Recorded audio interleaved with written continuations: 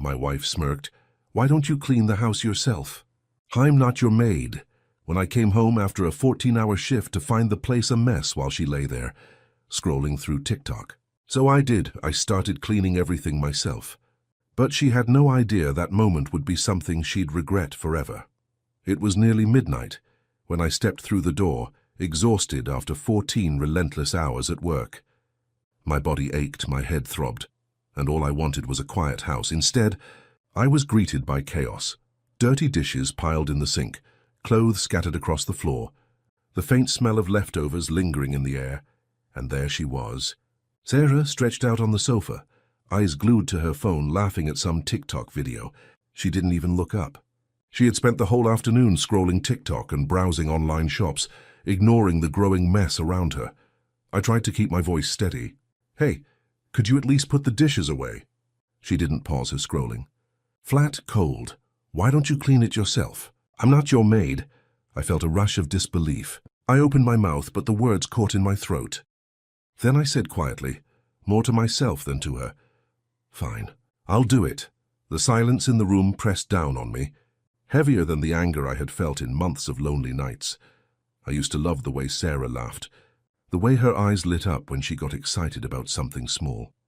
Back then I thought her boldness was charm, but now it's just exhaustion wrapped in stubbornness. I work 14 to 15 hours a day on a project that feels endless, just to keep the mortgage paid and save for our future.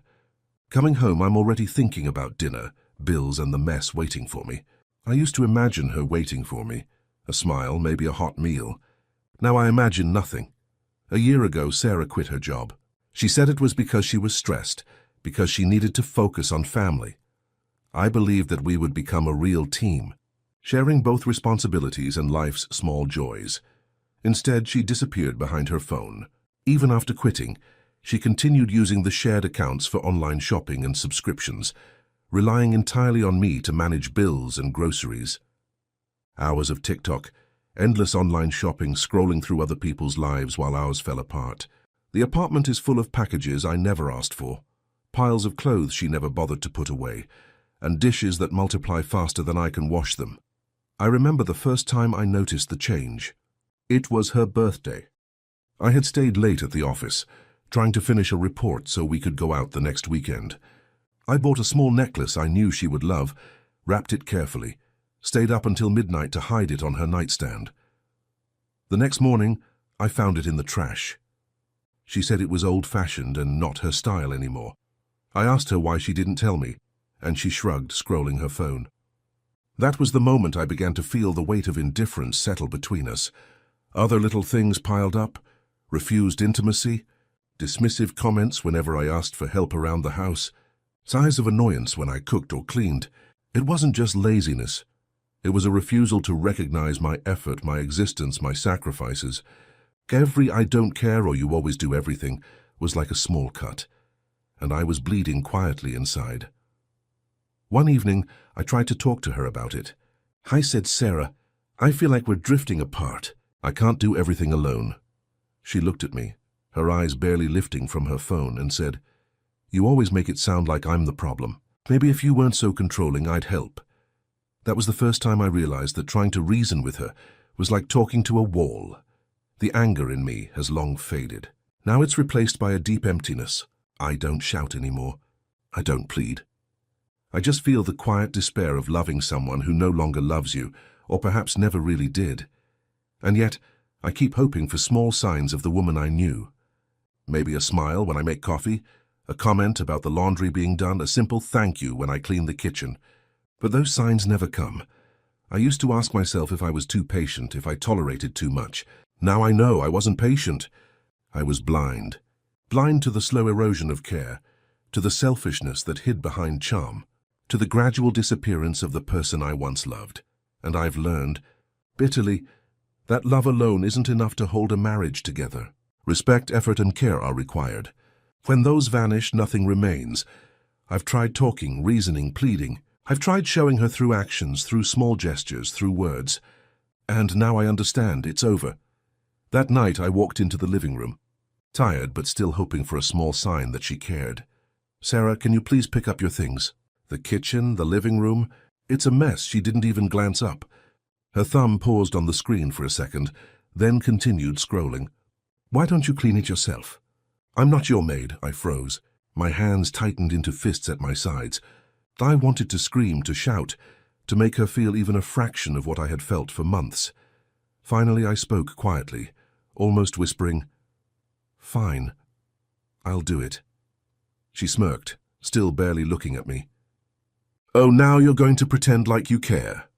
I rolled up my sleeves and cleaned the kitchen and living room in silence, tackling dishes, laundry, and vacuuming, each task a reminder of what I had endured. She watched for a while, curious at first, then impatient. "Do you really have to make such a big deal out of this?" she said. "It's just a few plates, really. Stop pretending you're some martyr."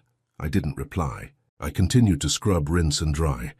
I moved to the living room, picking up clothes, stacking them neatly, vacuuming the carpet where crumbs had collected. At some point, she got up and started pacing.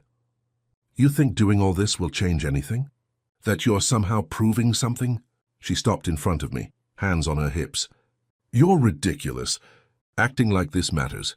What's next, huh? You'll be folding my underwear too?" Hours passed. I cleaned, organized, put things in order, and the house slowly began to feel like it should, sterile, quiet, empty of the warmth it had once had. I cleaned tirelessly for over 4 hours, tackling dishes, laundry, vacuuming, and organizing every corner. Before going to bed, I had quietly prepared the paperwork for the divorce, planning the next step carefully. She sat on the sofa again, scrolling, fuming. "You think you're better than me? Doing all this alone?" she said. Her voice sharper now, tinged with frustration and confusion. I kept working. I didn't look at her. I didn't respond. I had learned long ago that words wouldn't reach her, that pleas wouldn't matter, that anger was useless. Action was all that remained. And in this case, action meant taking care of what was mine to care for, regardless of her presence or absence.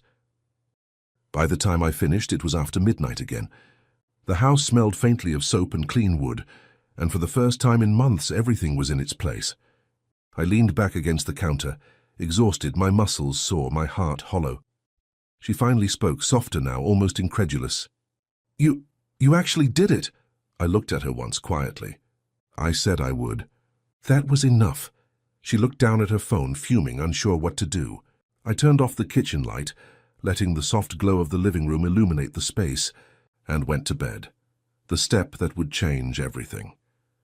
The next morning, Sarah woke up ready to scroll through her usual feeds, to shop, to laugh at videos while I was gone. But when she reached for her apps, something was wrong.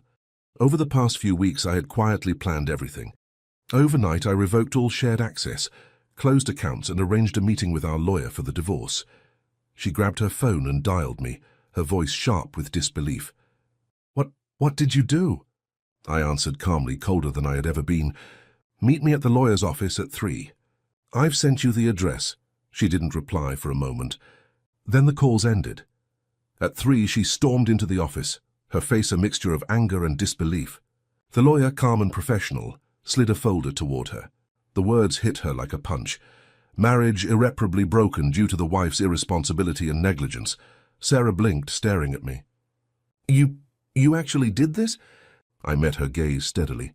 "It's over, Sarah." Her hands trembled, her voice rising. "How could you?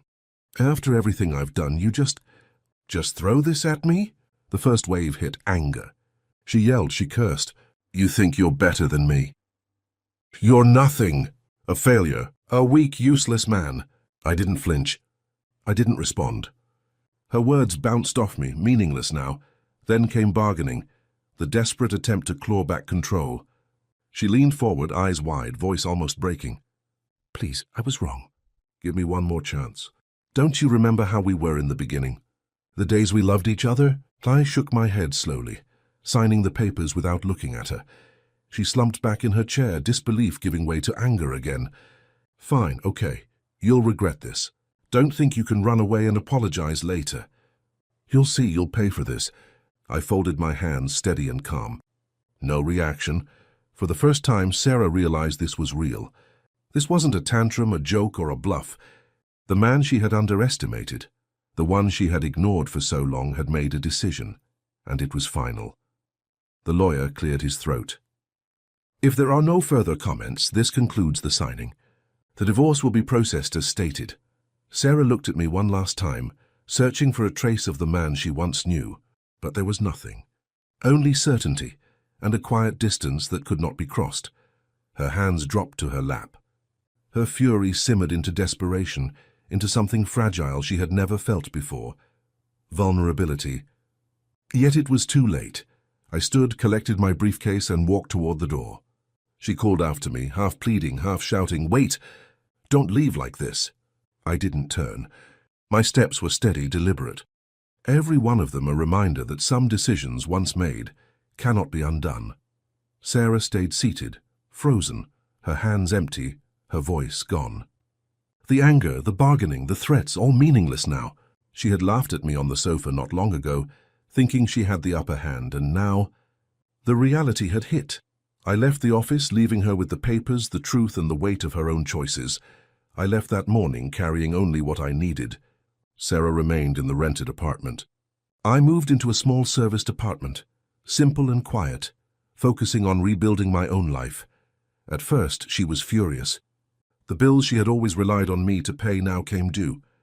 The meals she had never cooked were suddenly her responsibility. Her work, which she had abandoned months ago, now became a necessity to survive, though the salary was far lower than before. She struggled with the simplest tasks I had once managed for her: laundry, grocery shopping, cooking. Every day reminded her of the life she had taken for granted. Weeks turned into months. She grew thinner, tired, quieter. The realization of her mistakes began to sink in, painfully and slowly.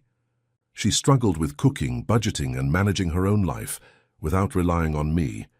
Each small task a painful reminder of the years she had taken for granted. When the divorce was nearly finalized, she found me and asked to meet.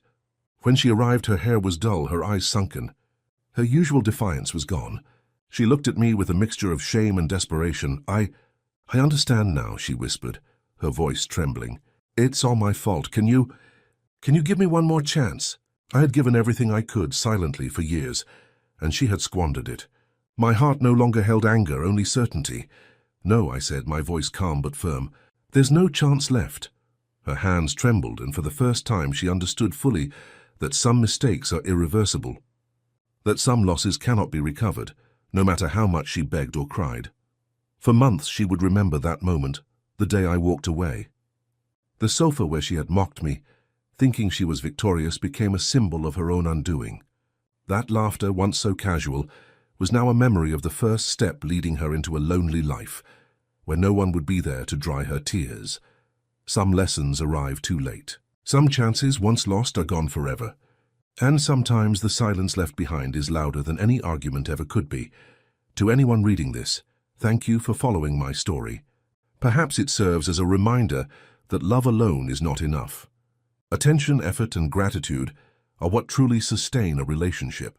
Value those who stand by you and don't let the ones who care slip away.